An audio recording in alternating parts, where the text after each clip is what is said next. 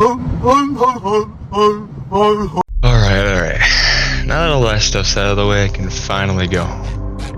This job is a total joke. Who the fuck are you?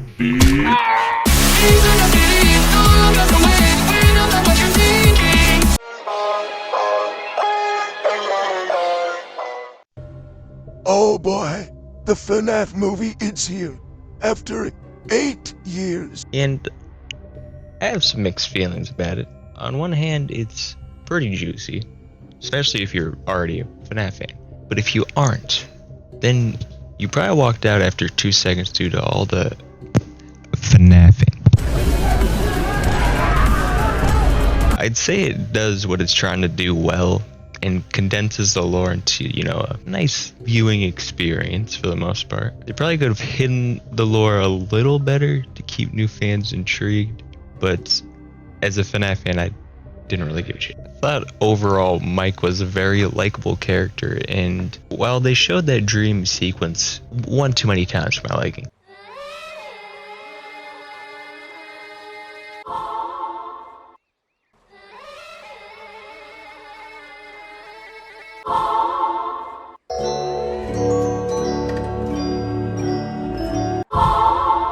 Approximately 10 hours later. I liked the idea of it. It was unique from the games. And do not get me started on the animatronic designs, because they are fucking perfect. And they were real. Like, they looked really fucking good.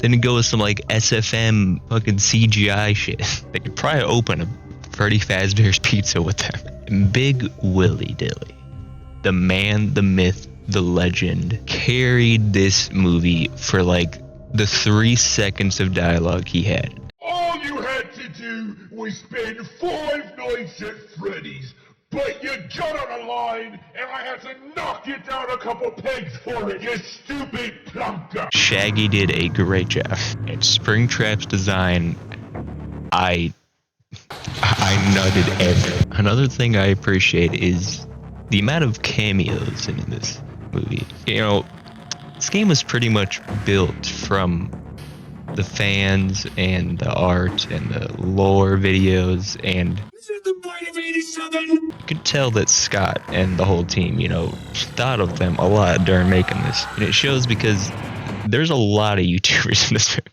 and they might not all have big parts, but seeing Matt, Pat, seeing all the boys, the Fnaf YouTubers, even the ones I don't really know, it was nice. I'm kind of sad that Mark Blair didn't get it. I think there was a part written for him in the movie. He just is filming Iron Lung. He was probably the most important YouTuber that could have been in the movie. It's no one's fault though. So about the overall writing and plot, I thought it was pretty entertaining, and Vanessa seemed like a much needed character to tie everything together. Her dialogue was sometimes stale, and some of the characters' dialogue was kind of stale at moments, but except DOUG.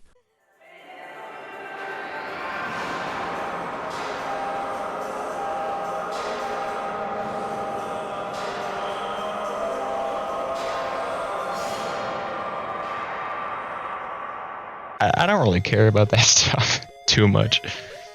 I mean, I noticed it, but I think the actors did good with what they had. But the first 2 acts of the movie, I gotta say, are a little slow, and I feel like they could have maybe ramped things up like a little bit more towards the halfway point instead of just having it all like at the last like 20 minutes. There were a few silly Billy moments with the animatronics that that made me laugh, but it was kind of strange. It kind of ruined the immersion a little bit. I do get what they were trying to do though, making it seem like they were good. And another thing that was kind of silly to me was just the eyes of the animatronics. I know people have talked about this a lot, and I don't really care as much as I'm saying, but they were smoking on that willy dilly tag. It was a tad bit silly watching. Whenever they were mad, I just laughed at the screen. And while I do love Springtrap's design, I didn't really like when he took off his mask. The mask stays on there. But in conclusion, I think it's a pretty good movie for Fnaf fans. Everyone's been saying, it's not really a great movie for newcomers because it's A lot of the lore people might not get, and a lot of the references that make it good. But if you're a FNAF fan, just go see it. It's great. It's great for us. If you're looking for like a scary movie though, it's not that great, but like everything looks great. I think they did a great job reformatting this story into the movie. I think Scott and the whole team put their all into this movie, and I would love to see a sequel or something. But yeah, I'm excited. This is for sure a 9.123141515 Willies out of 10. So the FNAF movie, am I right, lads? Yeah, it's Big Plush's opinion time, so let's get right into it. Fair warning, I'm not sugarcoating this thing, so I waited 8 years. I'm going to be brutally honest with the movie. You ready? Here we go. So let's start off with the plot. The plot is mainly about the first bits of the events of the FNAF canon game-wise. And for a game about literally looking at cameras and closing doors, it has a pretty decent plot. I'm not even going to lie. I liked it. It wasn't anything too crazy, you know, the Rotten Tomato score is just stupid, but the one issue I have with the plot is that the ant is made to be the villain. For the most part, it's kind of just really not really used at all.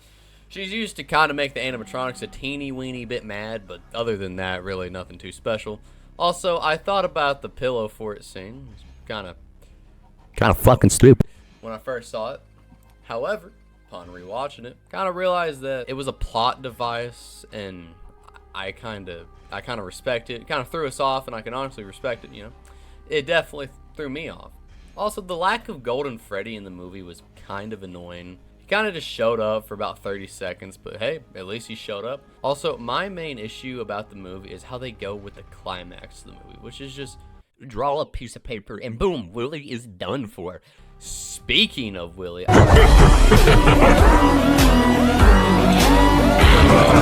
I really liked what they did with his character in the movie. He was vague, but not too vague. Plus Garrett, hashtag Garrett the GOAT, hashtag Garrett Justice, hashtag Garrett.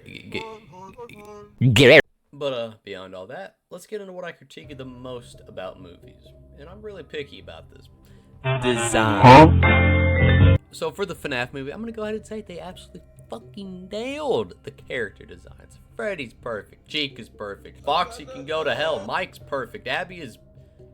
Willie is just fine dining. Like, I could just stare at that Springlock suit all day and it's just crushing me, no pun intended, that I'll never be able to put that suit on as much as I want to murder children. The costume design for the movie fits the tone perfectly, and also many of the designs are direct references to other FNAF media, like Sparky's, you know. Funny Theory Man. By the way, my wife left me. Is a reference to Sparky the dog. Speaking of Sparky dog, here's his corpse. That's Sparky the freaking dog, boys. I wish they referenced Candy or something, man. I have a long history with Candy. He's just an old friend of mine. But besides all that, I would just like to talk about my main issues with the movie. And the first one is that gosh darn dream sequence. It happened at least 83 times in the movie. It wasn't bad, it was just repetitive, and I kind of didn't like it all that much. And also, I feel as though the main villain of the movie, you know, funny, yellow, robot, silly, murder guy, I always come back, just was not shown enough. Yes, he's supposed to be mysterious and stuff, but I would have preferred him to have just a little bit more screen time. Also, just saying, Foxy does the same thing about 3 times in the movie.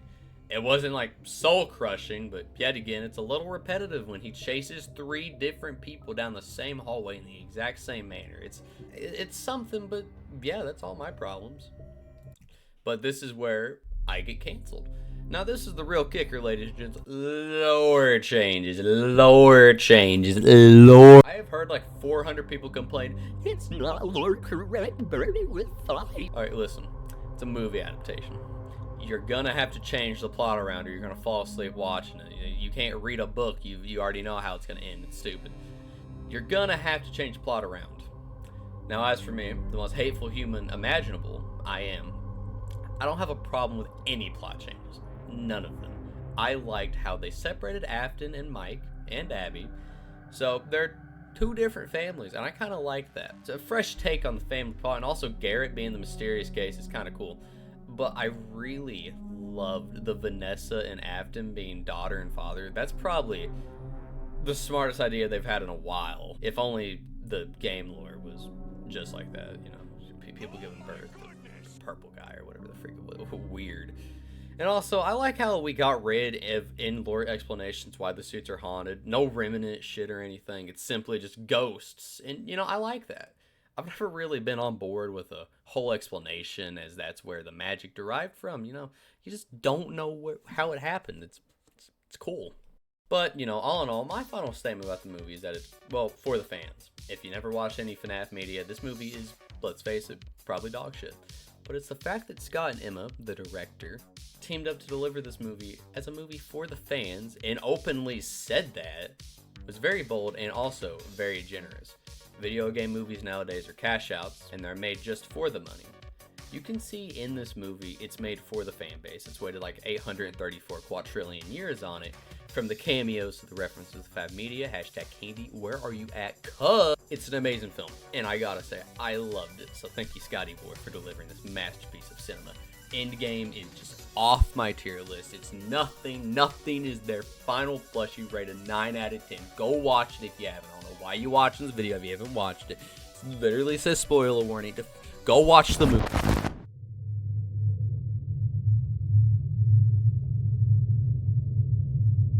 You can't get rid of me. I'm a part of you.